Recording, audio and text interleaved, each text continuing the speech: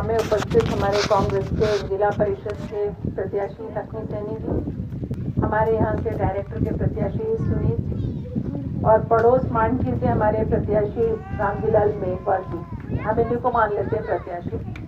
उपस्थित हमारे नवनिर्वाचित डायरेक्टर त्यागी महाराज जी, नसरू जी, यहाँ आसरा जी, सम्मानित मंच हमारे चौमा के सरपंच साहब, ओमी जी, उपस्थित हमारे सभी बुजुर्गों भाइयों बहन, जैसा कि हाँ लोकल सरपंच का नाम लेना पड़ेगा भाई अहमद, अब क्या करे, कहीं स्वागत करना भूल जाए, कहीं माइक लेना भूल जाए तो हम भी भूल जाए भाई सर अहमद है।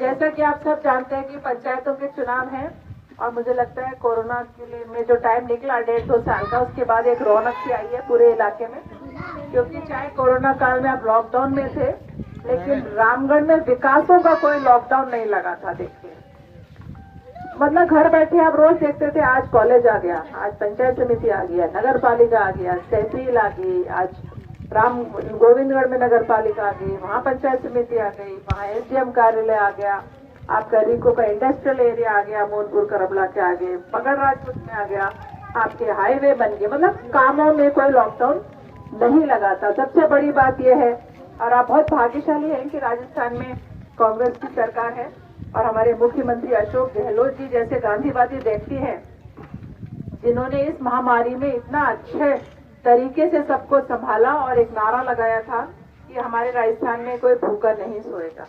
तो आप बताइए किसी को कोई परेशानी आई क्या?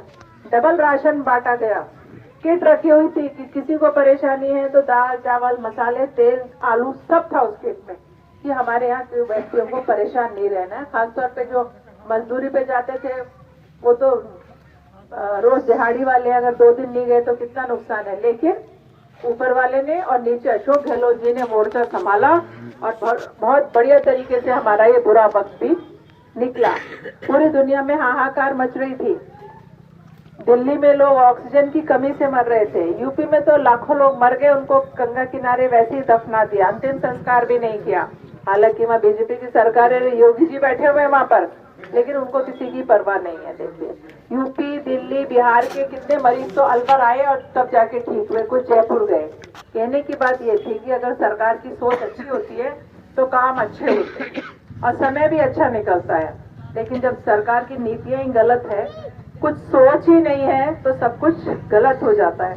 जब से देखा है आपने 2014 में जब से मोदी जी आए हैं, बहुत लंबे लंबे भाषण उन्होंने दिए थे, अच्छे दिन आएंगे। अब बताओ अच्छे दिन 8 साल हो रहे हैं, अच्छे दिन तो आने का नाम ही नहीं ले रहे भाई। उसके बाद कहते थे कि मैं तो देश का चौकीदार बन के रहूंगा, जब आप कहोगे झोला उठा के चले जाऊंगा। अब चौकीदार तो बनाया जनता ने, लेकिन चीन को अंदर देश में घुसा लिया। मतलब चौकीदार के रूप में भी हमारे मोदी जी फेल हो गए हैं, बीजेपी फेल हो गई है। और कहते थे नोटबंदी लगा के कि काला धन लेकर आऊंगा। आप बताइए किसी के यहाँ कौन सा काला धन आ गया देश में वापस? नोटबंदी में आप सब लोग बैंक के बाहर खड़े हुए थे, मुबारकपुर में एक व्यक्ति तो लाइन में खड़ा खड़ा हमारा मर गया था। नोटबंदी में कुछ काम नहीं हुआ, गरीब लोगों की जो थोड़ी बहुत जमा पूंजी थी बैंकों में चली गई और अमीरों को तो कोई नुकसान नहीं हुआ। उनने तो पहले ही अपने नोट बदल लिए थे, छाप छाप के बीजेपी के नेताओं ने अपने घरों में नए नोट भर लिए थे, 2-2 हजार की गड्डियां। गरीब लोगों को 100 रुपए का नोट 500 रुपए का नोट भी बदलना बहुत भारी पड़ रहा था। आपके परिवार के लोग अस्पतालों में एडमिट थे, वहां अस्पताल वाले कह रहे थे नए नोट लाओ, पुराने नोट तो बंद हो गए। उसके बाद चलो नोटबंदी हुई, उसके बाद जीएसटी लागू कर दी, गब्बर सिंह टैक्स, जिसकी वजह से इतनी महंगाई बढ़ गई कि किसानों की तो कमाई टूट गई। और जो महंगाई का बढ़ने का जो ग्राफ बढ़ा है वो बढ़ता ही जा रहा है। 2014 में डीजल था 65 रुपए और आज क्या 105 है ना, 105। आप सोचो 40 रुपए बढ़ गया डीजल। और जो बोलते थे $1 को 1 रुपए के हम बराबर कर देंगे, और पेट्रोल 113 रुपए कर दिया। जब डीजल पेट्रोल ही बढ़ गए तो आप सोचो सस्ता तो कुछ भी नहीं रहा है। सस्ता रहा है तो इंसानों की जान बहुत सस्ती है बीजेपी के राज में। तभी ये केंद्रीय मंत्री के बेटे किसान आंदोलन करें, लखीमपुर खीरी में यूपी में बेटे ने चढ़ा दी जीप उन पर और मार डाला। और किसी ने माफी तक नहीं मांगी या कोई शोक व्यक्त नहीं करा। बीजेपी के मंत्री ने इस्तीफा नहीं दिया, मोदी जी ने एक शब्द नहीं कहा, योगी जी उन परिवारों से मिलने नहीं गए और प्रियंका जी मिलने गई तो उनको पकड़ के बंद कर दिया। यानी कि तानाशाही सरकार का देश चल रहा है। जब 100 हिटलर और 100 रावण मरे होंगे ना, तब जाके मोदी जैसा व्यक्ति पैदा हुआ है। तो आप समझिए इस बात को, ऊपर वाले का इशारा भी समझिए कि जब से मोदी जी आए हैं दुनिया में बर्बादी ही चल रही है। आप देख रहे हैं